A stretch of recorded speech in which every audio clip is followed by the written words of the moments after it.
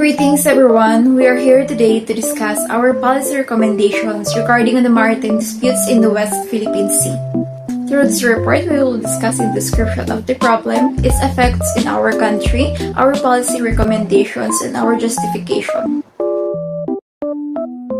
The China's historic claim to the South China Sea is based on the 9-dash line which was officially drawn on the Chinese map in 1947, but was originally an 11-dotted line. However, the Philippines claims part of the West Philippine Sea is based on the 1982 UNCLOS 200 nautical miles exclusive economic zone and the 2016 arbitral ruling which invalidated the 9-dash line claim of China. According to the National Security Policy, the West Philippine Sea dispute presents the Philippines with its most pressing maritime security challenge and is recognized as a primary national interest. Despite the 2016 arbitral ruling, China continues to propagate the 9-dash line narrative domestically and internationally. So now, let's move on with the territorial impact of the West Philippine Sea dispute in our country. Energy sufficiency. According to the Department of Energy, the Philippines Exclusive Economic Zone contains 6.2 billion barrels of oil and 12.15 trillion cubic feet of natural gas. Now, despite of the extensive natural oil and gas reserves, we are not able to explore and extract these resources because of the presence of the Chinese. Food security. According to Dr. Shelo Magno, 25% of the country's industrial fish resources comes from the West Philippine Sea.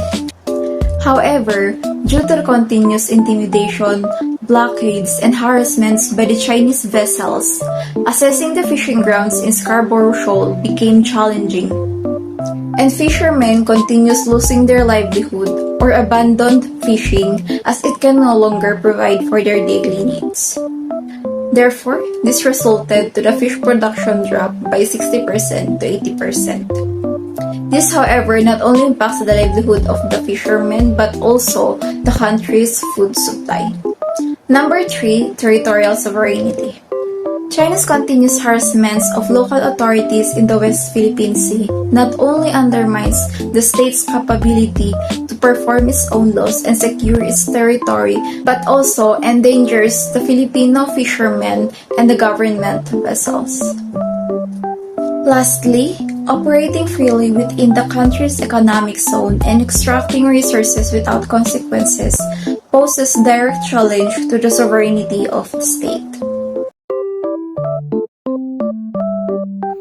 Good day, ma'am. I report the policy 1. Number 1, immediate public exposure, evidence and based.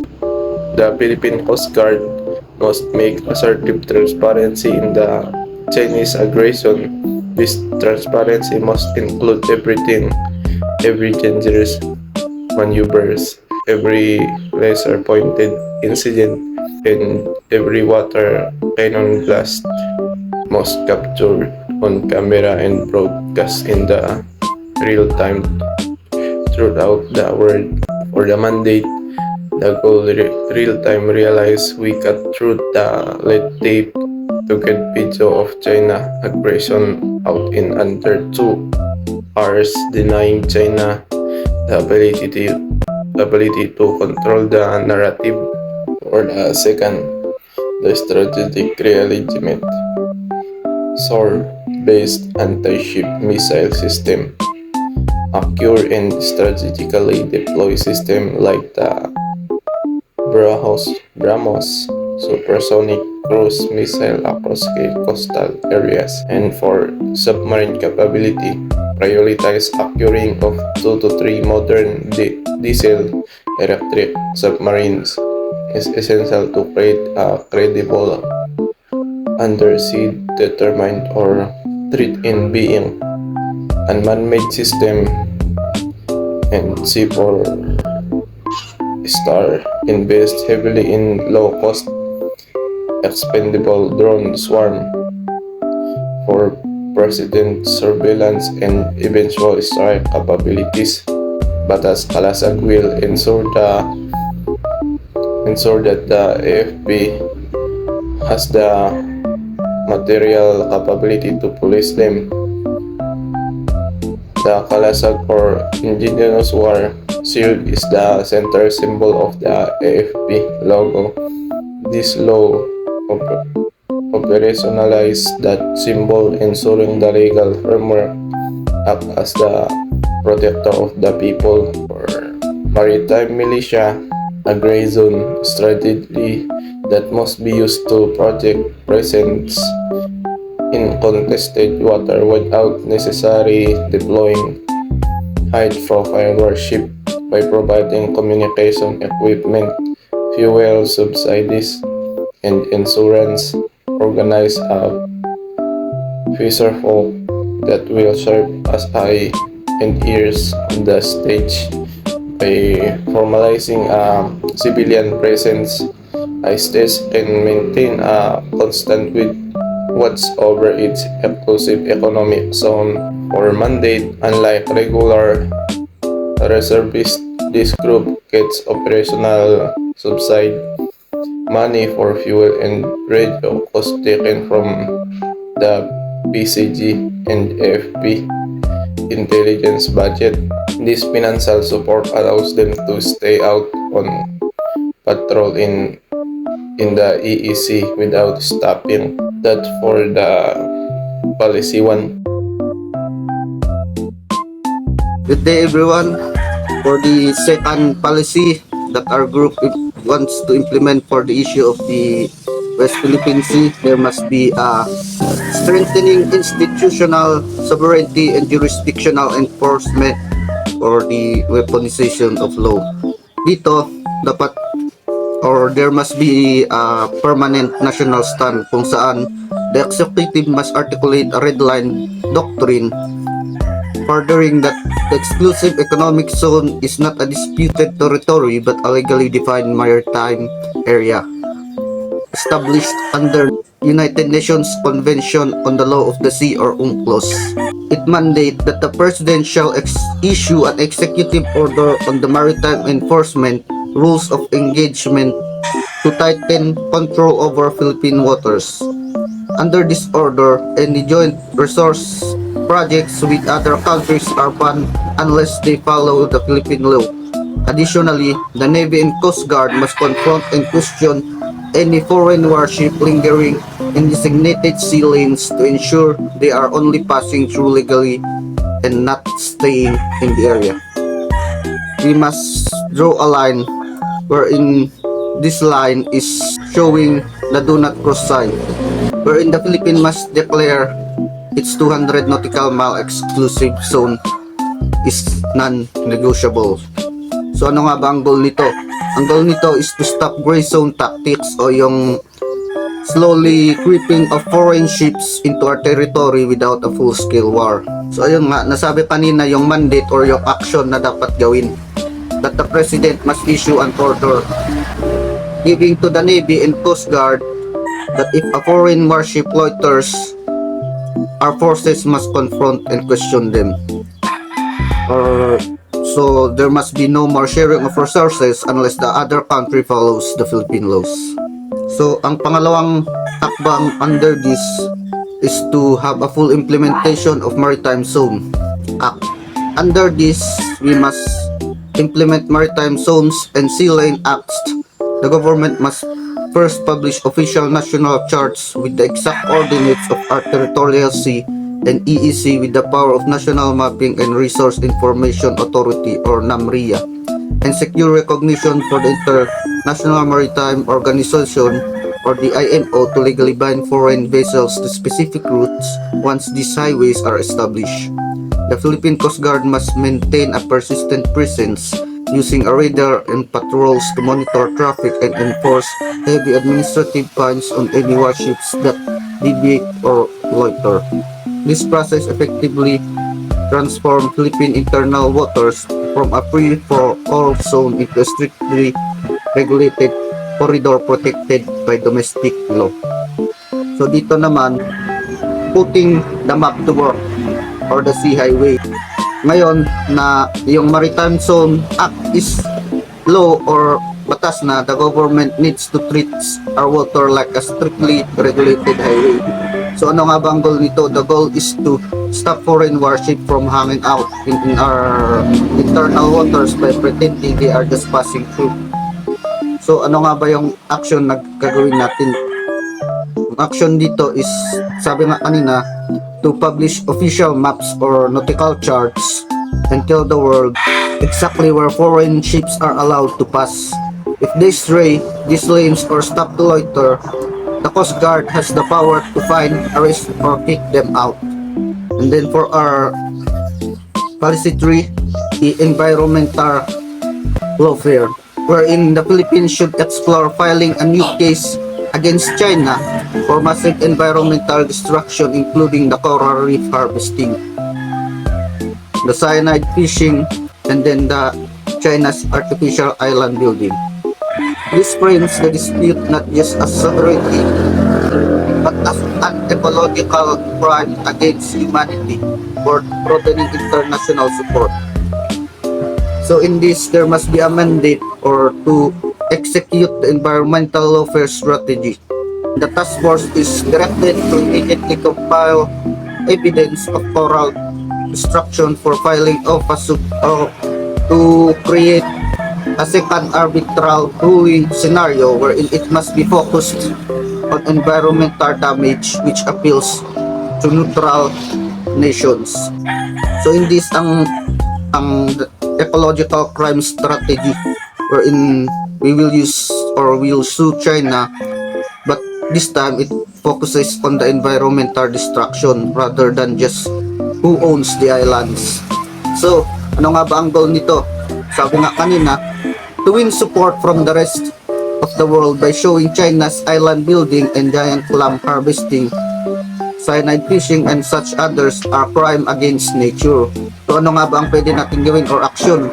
So in this, we must gather evidence of coral reef destruction like the 4,600 acres buried by artificial islands and use the cyanide fishing to create a second arbitral ruling that makes the issue about global conversion not just local politics. So that's all for our policy 2 and policy 3. We will be talking about their importance on why they are necessary to be applied in the real world. Number one is we have the deterrence through real capability, created maritime transparency in the area access denial. This policy is achievable because the Philippines has already begun deploying asymmetric weapons like the BrahMos supersonic cruise missile in the western and northern Luzon. According to Naval News 6, these land-based systems provide high readiness defense that allows the military to protect the sea lanes without needing a fleet of expensive warships. So deterrence through real capability is simply the Philippines are on high readiness to defend our sovereignty. Additionally, by adding 2 to 3 modern submarines as outlined in the AFP Horizon 3 plan, the Navy creates an undersea deterrent that makes any foreign invasion or blockade much riskier and more expensive for an aggressor to maintain. This exemption is granted on basis of national security and exclusive technology provision, recognizing that the speed of acquisition is vital component of the equipment value. Next, we move on to the stability beyond politics. This stability beyond politics, these policies ensure the West Philippine Sea remains a priority regardless of who is in power. By using Maritime Zone Act RA 126064 and the Pelagic Sea Lanes Act, the government turns abstract sovereign claim into domestic laws that the Coast Guard and Navy are legally acquired to enforce. By using that Maritime Act, the RA 12064, our Coast Guard and Navy are legally required to enforce to protect our national interests in the West Philippine Sea.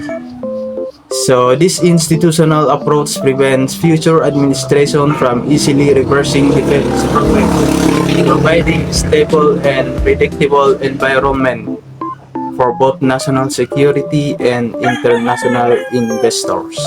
Let's move on to the community-based presence. Using maritime militia with operational subsidies in cost-effective way to monitor the exclusive economic zone.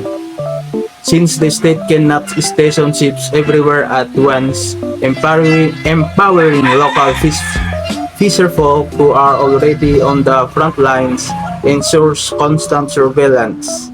The community-based presence is simply talking about the presence of Filipino in the West Philippine Sea.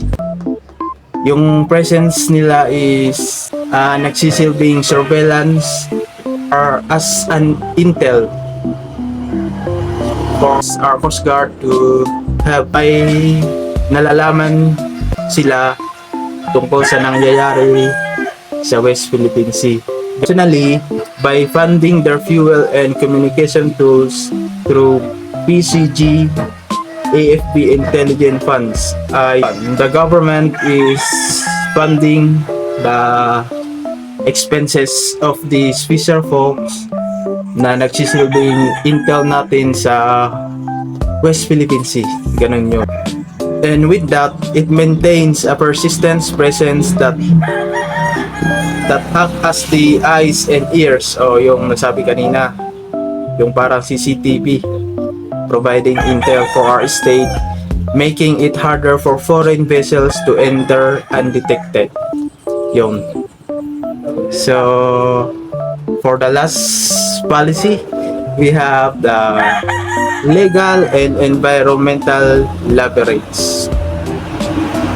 So, this policy, environmental lawfare, uses international sympathy for the ocean to gain diplomatic support. Reliable data from the ASA Maritime Transparency Initiative 2026 shows that island building has destroyed thousands of acres of coral reef. And furthermore, the Philippine News Agency 2026 confirmed that the Navy recently seized cyanide from foreign vessels near Ayungin Shoal. Filing new cases on this environmental destruction allows the Philippines to win support from neutral nations who may not want to take sides in a territory dispute but care deeply about ecological crimes and global security. With this last policy, the Philippines are using strategic diplomacy, just like but wala akong maalala na diplomacy, pero as mention naman na the Philippines are relying on neutral nations. Yung mga neutral nation, ito yung mga nagpapatupad ng international law about environmental. Ito yung kahit na wala silang pakialam sa dispute, pero may pakialam sila sa environment. So ang ginagawa ng Philippines dito is ina-expose nila yung mga offense na nagagawa ng China na sumisira ng kalikasan, kagaya ng cyanide fishing and yung nasira nila na coral reef. And with this, the Philippines may gain sympathy for the neutral nation, yung mga gaya nga ng sabi ko kanina, yung mga nagpapatubad ng international law. And with this is malaking tulong sa Pilipinas na i-push yung interest, yung state interest sa West Philippine Sea. And that's all, and thank you.